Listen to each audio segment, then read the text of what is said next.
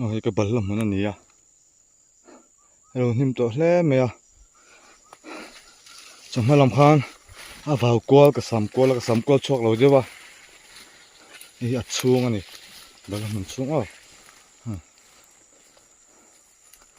Nim khop mai. Hi lo fa.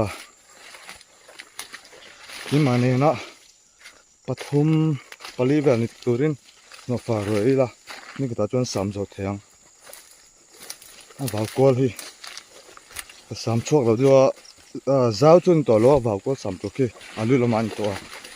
Nang lam to kal chok ka. A vào kol ka sam. Tin ka sam kol la te ha. Ang tuan tham ka pan don ni tham tin na. Ni hi ka sa vai na ka sam ni hai. Chalam chu chung so sam to ni. Hi tu na sam hi kina hang ho sam chung na voice la.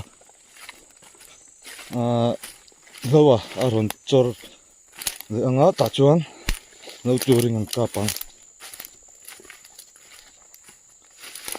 Chuan a fai re so tanga.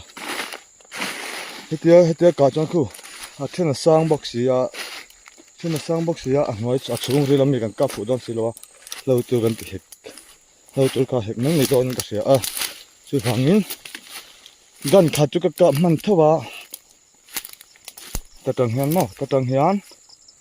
hian ding lampang hi sam tur ania helai hi takhi chu hi mi tanga velam hi chu gan khata ka chin ka nuwa ka samle kwal na chone so ti san mo hi te khian sam tur an ta ni mi pali bel ni chon sam zo thei me tura ka nga ya tiang de chung am tura ngai bokila